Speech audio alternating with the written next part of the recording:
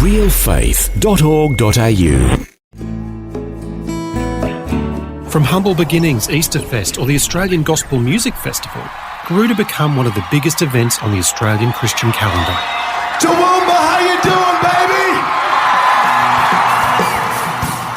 Thousands of people would make an annual pilgrimage up the Great Dividing Range to Australia's largest regional inland city. The festival achieved major event status in Queensland and became one of the largest ticketed drug and alcohol-free events in the Southern Hemisphere. Welcome to Real Faith, conversations about the impact faith has on our lives and the challenges we go through, helping us today and giving us hope for tomorrow. That's real people, real life and real faith with Eric Scatterbo. Well, today we have part 2 of my conversation with Justin Rouillon, who joins us once again from the studios of 96.5 FM in Brisbane, where he's the audio production manager.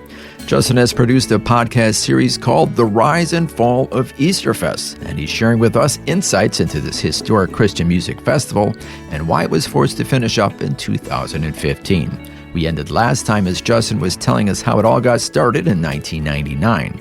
He said the churches of Toowoomba joined forces with the local Chamber of Commerce, the Toowoomba City Council, and the Queensland Police to create a new tourism opportunity for the city. And that's where we'll pick it up today as our conversation continues. A lot of the people who actually funded the first number of festivals, who put their hands in their pockets and financed it all, were non-Christians, which I think is amazing. And they actually saw the value of having a festival at Easter, which was about Easter and had a gospel message and a positive focus. They saw the value in that. Yeah.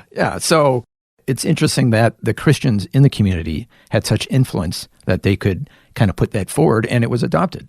I think the churches were working together so closely and had such a unity that people in the Chamber of Commerce and the people who ended up funding it could just really see the value of having something positive like the Australian Gospel Music Festival, later Easterfest, and of course we know that it grew to the biggest Christian event in Australia with thousands and thousands of people. It was really a positive event for the city on a number of factors. You had a large number of Christians coming in, so there was that spiritual element because so tourism goes up. Yeah, tourism because the business community was engaged.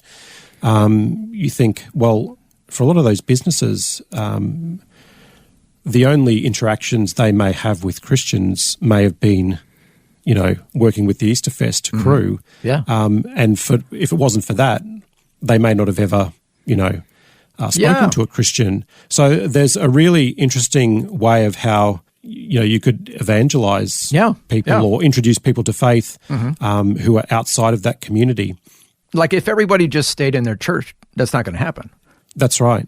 But by doing this, going outside of the church, having this big event, Christians could witness to people who never would step foot in a church. Yeah, so they really had a vision for their city that was bigger than just their own congregations, which I think even now is probably not seen in a lot of churches around Australia. And that's not knocking churches, but that is, I think, a very unique example of church unity in a in a community. Yeah, it's great. And did people come to the Lord through Easterfest? Yeah, well, I mean, one of the things that they really wanted was to have the festival accessible. So they always said, the organisers, and I spoke to Isaac Moody, who was the CEO, and Dave Schenk, who was the event director for many years, and they said, we don't want this to be just a festival for Christian people. This is accessible to everyone, and we want to make this accessible to people who are outside of the church as a way to, introduce them to faith and introduce them to Christianity without the pressure of them having to step into traditional church, which may be a barrier for a lot of people, So, we know that there were many people who came to faith because of this festival. People from an unchurched background, they really enjoyed the festival. I know that the festival did like a lot of surveying of people and, why they came and what their faith background was. And they always found that people who were non-Christians or who didn't have a faith or a church background really loved the event. Yeah, that's great. They thought it was a great event. They had a lot of fun, but they also heard the message of Easter, which they may never have heard of were it not for the Easterfest and AGMF festivals. Yeah. And you mentioned Delirious. What was the significance of this big group from UK performing at Easterfest? Well, so Delirious really kicked off the event. So in the late 90s, Delirious were really the biggest act in Christian music globally. By the year 2000, they'd played sold-out events at Wembley Stadium in London. Wow. They'd had like top 20 hits on the UK mainstream charts. So they were another one of these bands that were working in a worship space, but also had impacted the mainstream culture as well. They were the biggest act in Christian music, and the Easterfest organising committee managed to get them to come and play Toowoomba in the January of 2000, really before the festival had even taken off. Yeah. And the band and their management just really bought into what Isaac Moody and the organising committee were really trying to do in Toowoomba. And they came and played a show in January, a couple of months before the festival, and that really gave the festival a lot of momentum. Sold it out. It was the biggest thing apparently that Toowoomba had ever seen. Wow. Isaac Moody, who was the CEO of Easterfest, reflected on it, and he said, really, he was 20 years old. He had no idea what he was doing. Somehow he managed to find out the phone number for Delirious's manager, called them in the UK and said, would you come to Toowoomba? And he said for some crazy reason they did. And really? A 20-year-old kid calls this biggest group in the world and they say yes. They say yep, and they turned up and they played, sold out the event, and then that really got the momentum rolling for the festival, and people were turned on to the fact that this is Toowoomba is a destination for Christian music. And there's a festival happening this Easter. I'll come up this year, and I had such a great time. I'm going to come back next year. And I'm going to bring 20 of my friends as well. And it just grew. And it just grew, and it just kept snowballing and snowballing.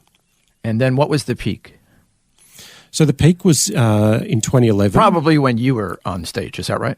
Yeah, I played Good Friday. Good Friday in 2011, and I remember walking around on Good Friday, and I was just thinking, man, I haven't seen the festival this big before. Like I'd been going every year for just over a decade by now, and I thought, wow, this is really big.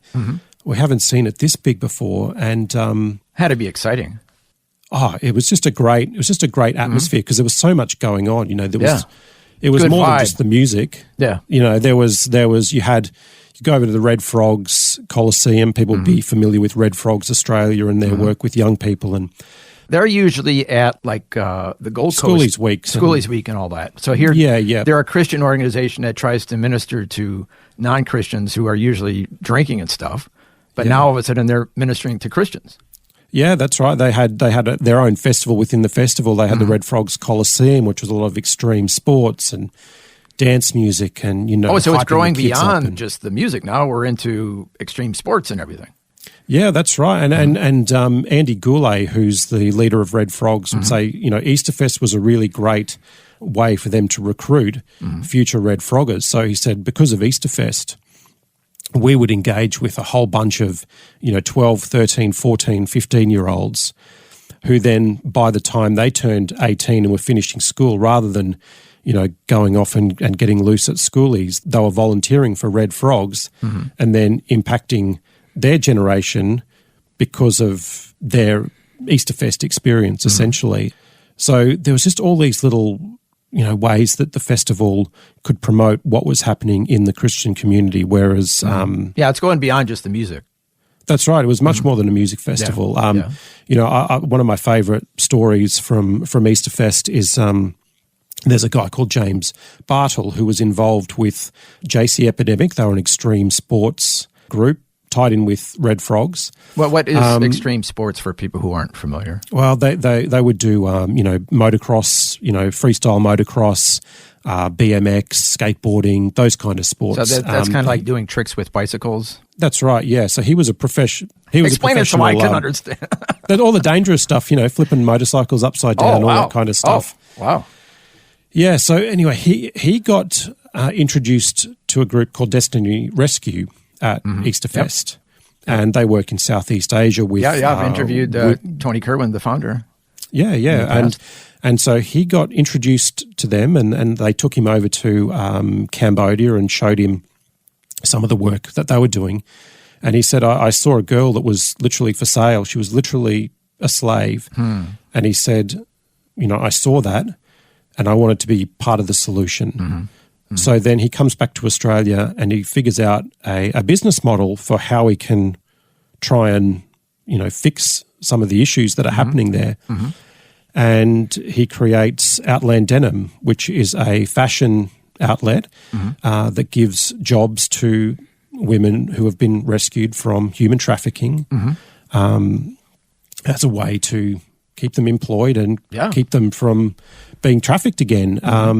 So, I mean, that's a great story from someone that he met at Easterfest doing something completely different. He then went on to be part of the solution of, human trafficking, even to the point where Meghan Markle, who was on tour in Australia with Prince Harry, ended up wearing his jeans and then tells that story globally. Yeah. Oh, that's cool. It's amazing, really. Yeah. So, as we're saying, much more than just a music festival, a cultural event. A cultural event, yeah. And peak was 2011, that's right, yeah. So nearly 40,000 at that time. Yeah, across the 3 days. So it was a big event. Like by that point, Easterfest was starting to become recognised as one of Queensland's major events. It was a legitimately big festival that was on par with things like the Indy on the Gold Coast, the car race, another festival called the Woodford Folk Festival, which was another one of Queensland's large music festivals. And so it was a legitimately big event with a Christian focus and a focus on the story of Easter. Our guest today, once again, is Justin Rouillon, who's created a podcast series called The Rise and Fall of Easterfest, which is filled with interviews and insights into that special event. We'll hear more of the Easterfest story when we return right here on Real Faith. The Word for Today is Australia's most widely read daily devotional, designed to give you practical teaching to keep you focused on your relationship with Jesus. Read it online or subscribe to the free printed edition at thewordfortoday.com.au. You're listening to Real Faith, conversations with real people about how God works in their lives. If you want to know more about integrating faith into your life, our website is realfaith.org.au. Just go to the website and you'll find helpful articles about the impact faith can have on your life. Once again, that's realfaith.org.au.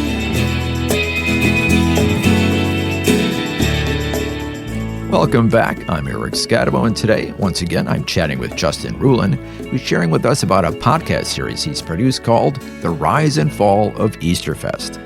Easterfest was a Christian music festival in Toowoomba that ran in some form from 1999 to 2015 and had become one of Queensland's major events. At its peak, it was one of the largest ticketed drug and alcohol-free events in the Southern Hemisphere. Before the break, we heard about Easterfest's rise, and now we're going to hear the rest of the story as Justin and I continue our conversation. So at this point, you're thinking, the sky's the limit. It's just going to continue getting bigger and bigger, but the name of your podcast is The Rise and Fall of Easterfest. It never was that big ever again. What happened? No, and in fact, you can pick the moment that they peaked. It was basically 7:00 on the Easter Saturday night. Something happened. Now, there'll be many people who might remember seeing Switchfoot that night. At that time, 2011, they were probably one of the biggest Christian acts in the world, and they played in the teeming rain, the absolute teeming, pouring, ridiculous rain. Now, they're covered, can't have electric musical instruments in the rain, so they're covered, I'm hoping? They're covered, but the people in the crowd are not covered. Oh. And eventually the area in front of the main stage starts flooding. Oh. And it's a major catastrophe. Yeah. And from this point, Easterfest is kind of stuck in a downward spiral. Stuck in the mud, literally and figuratively? Stuck in the mud. We had tents collapsing. We had... Yeah, I saw a video of that. The water breaking they had through. their big main entrance tent, which I think was about 8,000 square metres, collapsed under the weight of the water. It was just raining that much. Was everybody okay? Nobody got injured? Nobody got hurt. Really was a miracle that nobody got hurt. There was major flooding all across the site. They had thousands and thousands of kids camping in the park that year, many of whose tents were literally washed away. And so that was a big part of it, the camping in the tents. Camping was a huge part of the festival. You had all of a sudden you had thousands of kids displaced. Because there goes my tent floating down the street. This wild weather event that had rolled in to Easterfest. And it just happened to be right in the middle of the festival. Right in the middle of the festival. In fact, Isaac Moody tells the story that, most of Toowoomba didn't even get wet. Really? And that's right. Most of Toowoomba didn't get wet, but right over the top of Queen's Park in Toowoomba was this supercell storm. And now this also came off the back of major flooding that happened in Queensland in 2011, some of the worst flooding in history. Unfortunately, a number of people were killed, and people may remember there was a wall of water that went through Toowoomba and then down the Great Dividing Range. Unfortunately, we lost a lot of people. So the festival comes off the back of that, and then all of a sudden there's another flooding event, and, it's just a major disaster for the event. From there on, the organisers worked hard to really try and turn everything around. But that was kind of the beginning of the end. So was that the beginning of the attendance each year going down? That's right, yeah. And they had half the number of campers in 2012, literally because of the experience of the year before. It was really a terrifying night. You listen to the podcast, you get the full story. But it really was a terrifying night for many, many people.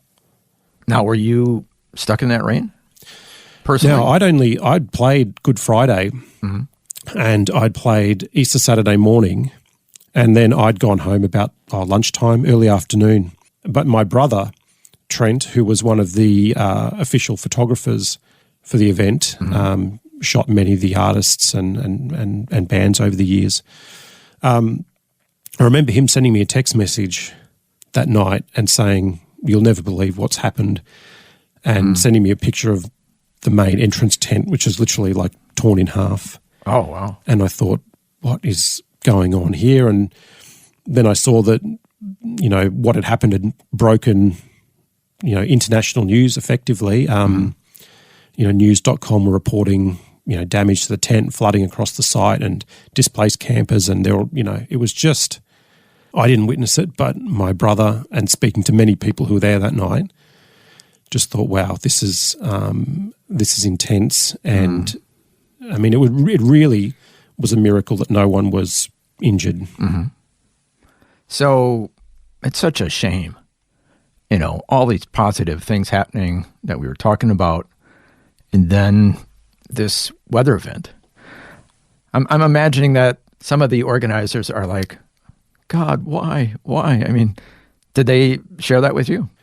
Yeah, well, I think the irony of what happened was that Easter 2011 for the Friday and all of the Saturday they had fantastic weather, clear blue skies. It was just they'd had their biggest attendance ever. The festival was now really a roaring success, and festivals, as you may know, are tricky things to maintain. There's been many festivals lost over the years, not just Christian ones, but music festivals in the mainstream space as well. They're incredibly difficult to keep going. And I think the sad thing about what happened was it had reached the point where it was now a really successful event. And then all of a sudden you have a disaster. And now how do we respond? And the really interesting thing is that you see the community side of Easterfest happen in the response. So the venue, the park is washed out. They have to evacuate the site. They can't let anyone back on.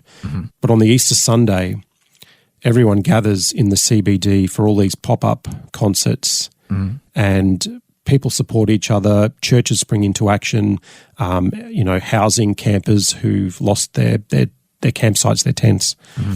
So even through something that was very difficult, you still saw that community, which everyone talked about the festival, that community.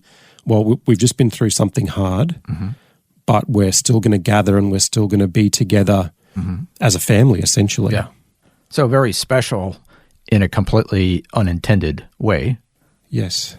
Very unfortunate. All the work that goes into planning it, and then you're pretty much at the mercy of whatever the weather is on those days, on the Easter weekend of any given year. What happened the next year?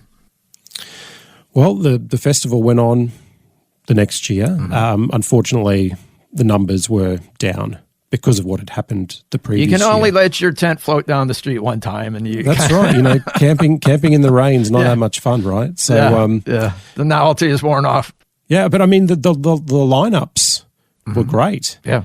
I think some of the best lineups that they had were those years just after, the terrible disaster that 2011 ended up being. They had artists like Michael W. Smith. Really? And they'd been working, I think, 7 years to get Michael W. Smith to the festival. Yeah. But, you're just then stuck in that downward spiral. Attendance has started dropping off. They had a couple of other wet years where it just rained and they could just never get a break. Yeah. And rather than letting the whole thing kind of dwindle out, they had to make some tough decisions. Do we actually keep trying to, run the festival but in a smaller format perhaps? Or do we just say, look, it ended up being 17 years. Yeah. Do we just pull the plug and, focus on the great 17 years that we've had rather than running the risk of the event just sort of dwindling and burning out? Yeah. I think we tend to look at events as, it's great because it's this yearly thing that just goes on forever. Whereas maybe it was just something that was special for that period. Yeah, and I think everything's for a season, right? And, and maybe what happened was a blessing because, only a few years later we had a global pandemic and who knows if the festival, had it been continuing, would it have survived? Probably not. Yeah. So the last one was? 2015. Okay. The last one was in 2015. So, and I mean, I'm a great example of, just aging out of something like that. I went to most of the festivals. My first one was 2000. My last one was in 2013. I missed the last two. Did you sleep in a tent? No, I stayed in a motel. I was very refined. You little baby. I stayed in a motel every year. But yeah, the last 2 years I'd become a parent and of course I just didn't attend the last two festivals because I was a parent. So I'm a great example of just maybe aging out. What do you think are the big things that we can learn from this whole experience, the rise and fall of Easterfest? Well, I really think the story is about community, and I think there's a great lesson for, I think, everyone, but especially churches. It was a really amazing thing that happened because churches worked together. And because those churches worked together and had a vision for their community, they started something that attracted thousands of people. It attracted thousands of volunteers in running the festival. So many people bought into that festival that they would give up 3-4 weeks of their year to help set it up, pack it up. So I think it's a really great example of what can happen when churches work together and think about their communities rather than just their individual congregations, but also what can happen when people gather together. Because, for so many people that I spoke to in the making of this podcast, their memories are really about community. They don't necessarily remember the bands. They might not have turned up in 2011 to see Switchfoot, but they turned up because they wanted to spend the Easter weekend with other like-minded people, their community. Yeah, fellow believers. And so I think that's the big takeaway from Easterfest is community and church unity and how churches can work together. And for you personally, looking back, it sounds like you have a lot of fond memories. So many good memories. And I mean, a lot of it is really, again, that word community. Like, I remember driving up my whole home group from church. We were all young adults in our early 20s.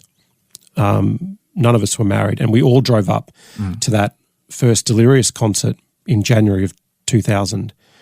And then we had, all of us together attended many of those early festivals. And that's really what I remember. I don't remember a lot of the performances. Really? But I remember just that sense of being with the people that were important to you.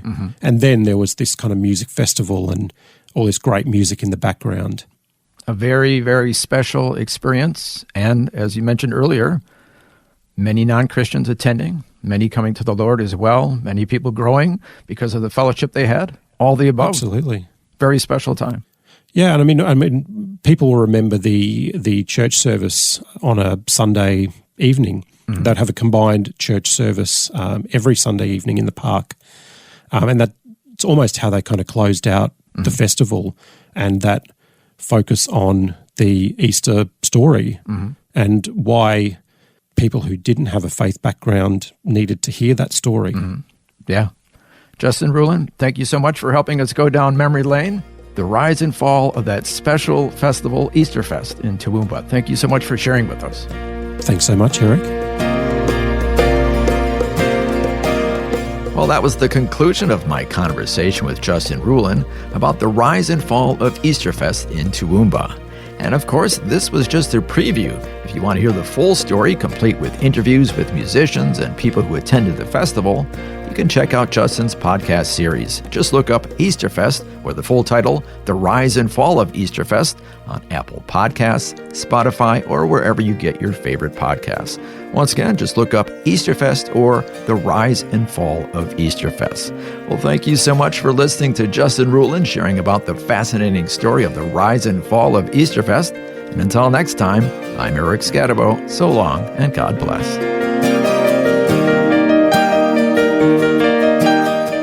You've been listening to Real Faith, and if you have any questions or comments, you can send us a message through our website, realfaith.org.au. That's realfaith.org.au. Real Faith is a production of Vision Christian Media. This program is a production of Vision Christian Media. To find out more about us, see vision.org.au.